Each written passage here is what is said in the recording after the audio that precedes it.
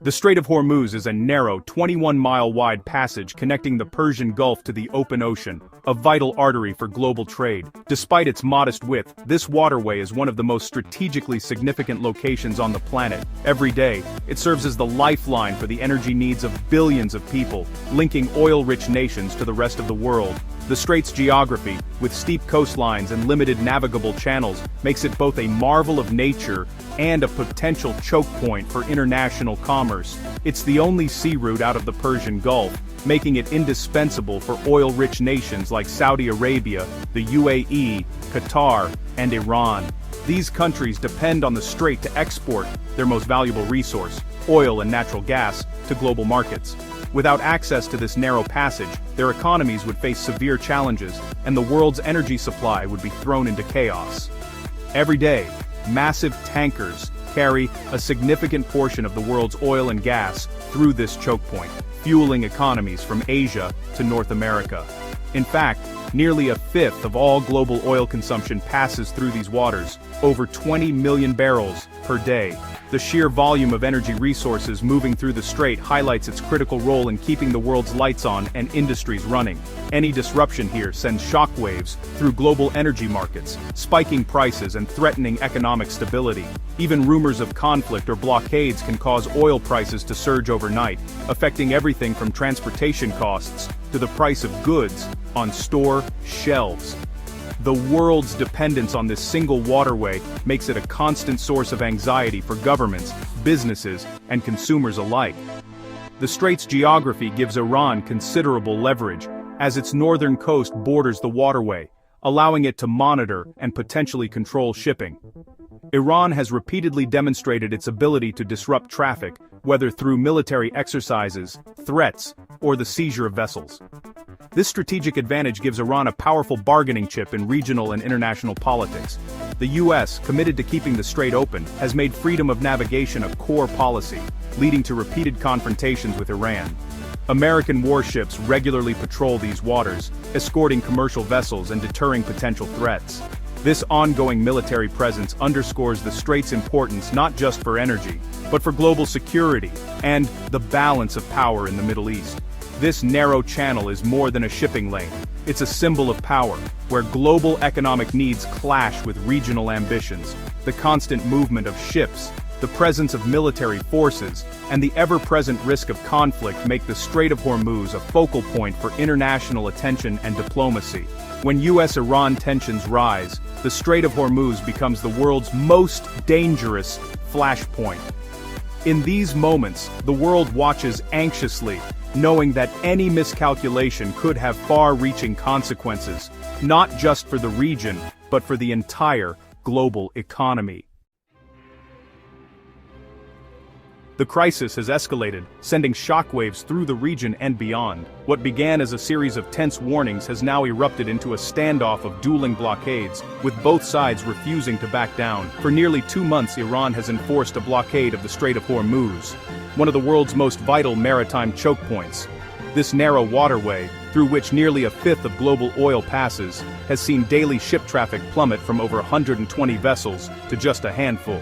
Oil tankers now sit idle, and the once busy shipping lanes are eerily quiet, sending oil prices soaring and rattling global markets. In retaliation, the U.S. Navy has launched its own blockade, surrounding Iran's major ports and patrolling harbor entrances with a formidable show of force. American warships now block access to key trade routes, effectively cutting off Iran's ability to export goods and tightening the economic noose. President Trump, addressing the world from the White House, claims the blockade is crippling Iran's economy. U.S. warships have already intercepted and turned back dozens of cargo vessels, sending a clear message that the United States is prepared to escalate further, if necessary.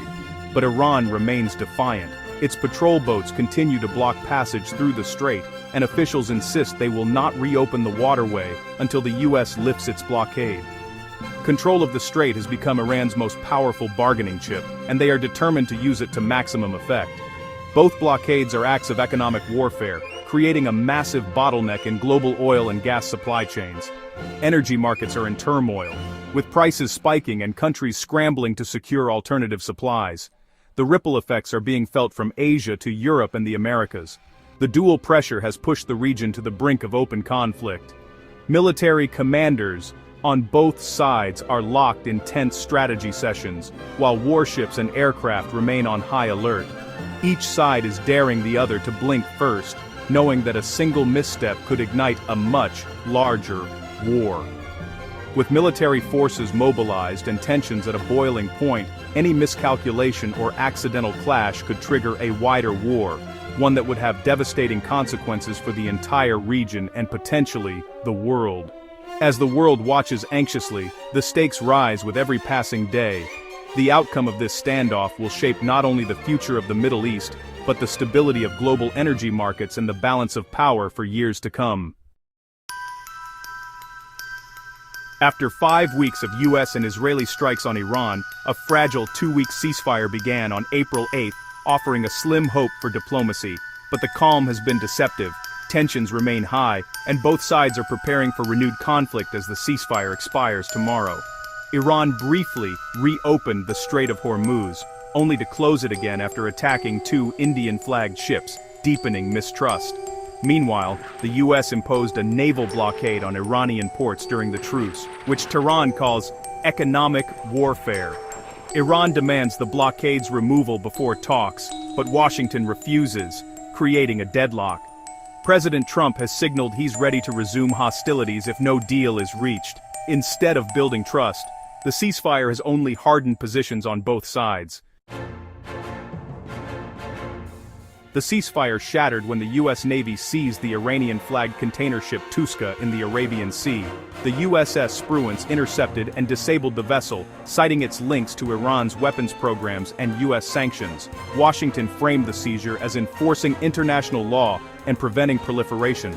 Tehran, however, condemned it as piracy and a blatant act of aggression. The incident deepened mistrust, with each side accusing the other of provocation. For Iran, the attack justified keeping the Strait of Hormuz closed. The seizure has further complicated any hope for diplomacy.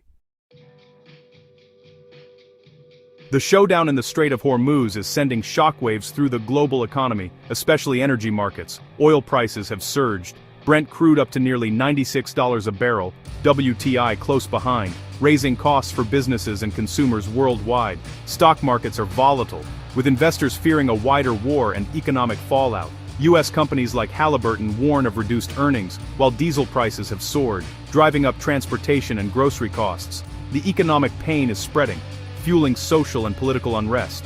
Some see future opportunities in post-war reconstruction, but for now, the world faces immediate hardship.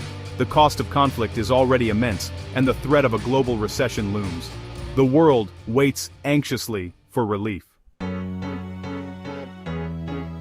At the heart of the crisis are 2 leaders unwilling to compromise. President Trump threatens renewed war if Iran doesn't accept his terms, refusing to lift the U.S. blockade.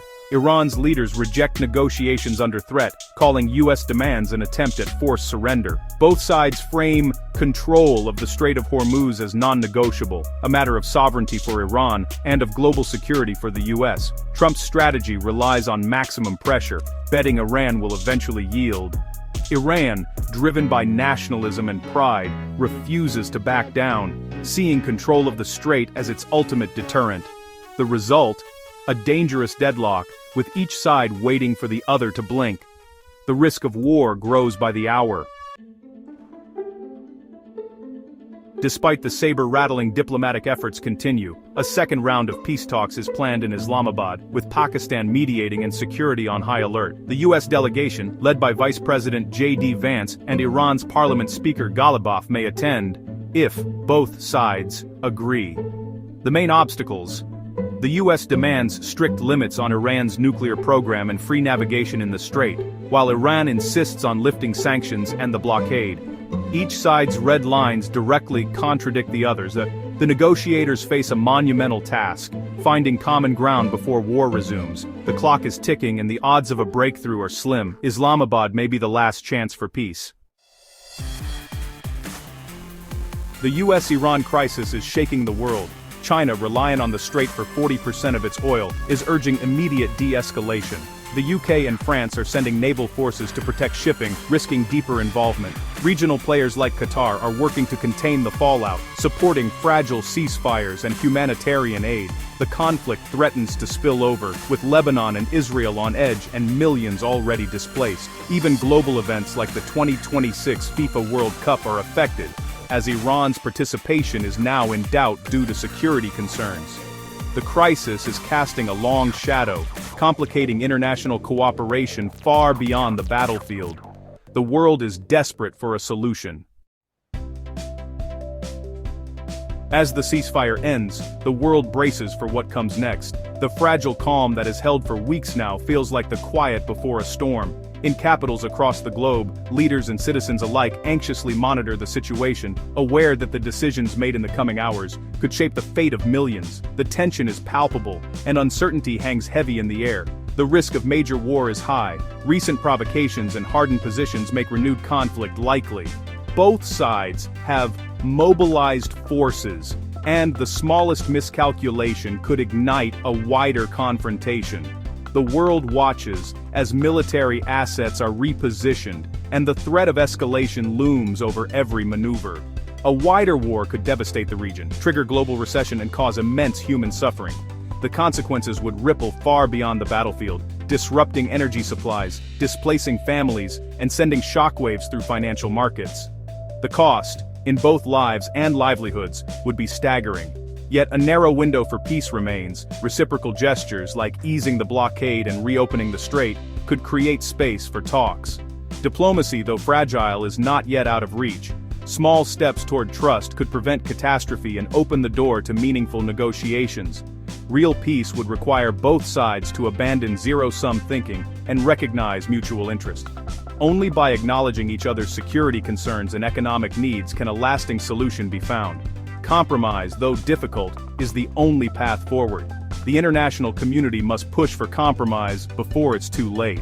Global leaders, organizations, and ordinary people all have a role to play in urging restraint and supporting dialogue. The world cannot afford to stand by as tensions spiral out of control. The choice is stark: a deal that lets both sides save face, or a war with no winners. The stakes are not just political, but deeply human. Every decision now carries enormous weight. By tomorrow, the world may know which path has been chosen. The clock is ticking, and every moment counts as negotiators race against time to avert disaster. The stakes could not be higher. The outcome will shape not only the region, but the future of global security and stability. The world waits, hoping for peace. In living rooms, in boardrooms, and on city streets, people everywhere hold their breath, yearning for a resolution that spares lives and restores hope.